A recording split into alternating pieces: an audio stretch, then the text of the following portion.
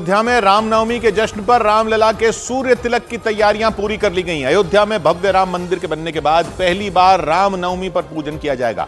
इस दौरान रामलला का सूर्य तिलक होगा और रामनवमी के कार्यक्रम में सबसे ज्यादा चर्चा इसी सूर्य तिलक की है, क्योंकि रामनवमी के दिन होने वाले भक्ति और साइंस के इस अनूठे मेल को देखने के लिए पूरी दुनिया बेताब है। इस सूर्य तिलक में सूरज की रोशनी मंदिर की तीसरी मंजिल से सीधे गर्भगृह में मौजूद रामलला की मूर्ति के मस्तक पर गिरेगी। इसका ट्रायल इसी हफ्ते किया गया था। अयोध्या के राम मंदिर ट्रस्ट के मुताबिक रामलला के जन्म का शुभ मुहूर्त दोपहर 12:40 का रखा गया है। इसलिए ये सूर्य तिलक 11:58 पर शुरू किया जाएगा।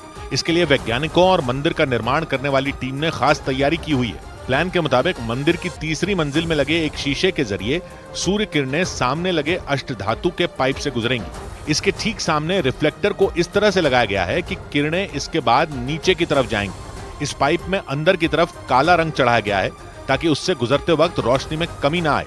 ऊपरी किनारे पर लगे शीशे से टकराने के बाद सूर्य की किरण करीब 8 मीटर लंबे उस पाइप में लगे 3 लेंस से होकर गुजरेगी, जो उसे नीचे की तरफ धकेलने के लिए लगाए गए हैं। इसके बाद पाइप के निचले सिरे पर एक शीशा लगाया गया है। इससे टकराने के बाद सूर्य किरण पाइप से बाहर निकलते हुए सीधे रामलला के मस्तक में उस जगह पर टकराएंगी जहां तिलक लगाया जाता है। और अनुमान के मुताबिक ये सूर्य तिलक करीब 4-5 मिनट तक चलेगा। इस पूरे ढांचे को बनाने में 1-1 इंच का खास ख्याल रखा गया।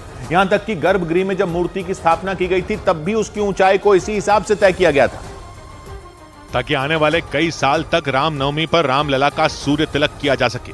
राम मंदिर ट्रस्ट के मुताबिक इस बार यह सूर्य तिलक 11:58 पर शुरू होगा और करीब 12:03 तक सूर्य की किरणें रामलला के माथे पर रहेंगी। प्रयासरत है कि सूर्य किरण जो है वो भगवान के माथे पर 5 मिनट के लिए आए। इस सूर्य तिलक को अकेले अयोध्या में ही 100 LED स्क्रीन लगाकर दिखाया जाएगा। इसके अलावा पूरी की पूरी अयोध्या को रंग बिरंगे फूलों से सजाया जाएगा। यह भव्यता दिव्यता जो अपने आप में अलौकिक हो। राम मंदिर के बनने के बाद ये रामनवमी का पहला कार्यक्रम होगा। माना जा रहा है कि इस बार वहां ऐसा भव्य कार्यक्रम होगा जैसा पिछले 500 साल में कभी नहीं हुआ। और इसी राम जन्मोत्सव कार्यक्रम को दिव्य और भव्य बनाने के लिए पूरी ताकत झोंक दी गई। हालांकि अयोध्या का राम मंदिर इकलौता मंदिर नहीं है जहां इस तरह से भगवान की मूर्ति का सूर्य तिलक किया जाएगा। इससे पहले देश के कई मंदिरों में सालों से सूर्य तिलक की प्रथा निभाई जा रही है और वहां भी ठीक उसी तरह से सूर्य तिलक किया जाता रहा है जैसे रामनवमी पर रामलला की मूर्ति का किया जाएगा।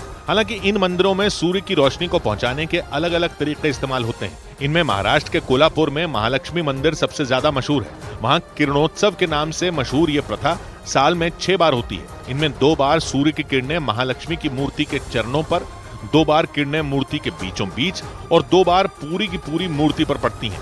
इसके अलावा गुजरात के अहमदाबाद में मौजूद कोबा जैन तीर्थ में भी यही प्रथा निभाई जाती है। वहां 1987 से हर साल 22 मई को करीब 3 मिनट तक सूर्य की किरणें भगवान महावीर के माथे पर रहती हैं। कुछ इसी तरह का चमत्कार बेंगलुरु के गवी गंगाधरेश्वर मंदिर में भी होता है। वहां मकर संक्रांति के दिन सूर्य की किरणें पहले नंदी पर पड़ती हैं और फिर धीरे धीरे पूरे शिवलिंग को जगमग कर देती हैं। इसके अलावा उड़ीसा के पुरी में मौजूद कोणार्क समेत देश के कई ऐसे मंदिर हैं जिन्हें इस तरीके से बनाया गया है कि सूर्य की किरणें सीधे गर्भगृह तक पहुंचे।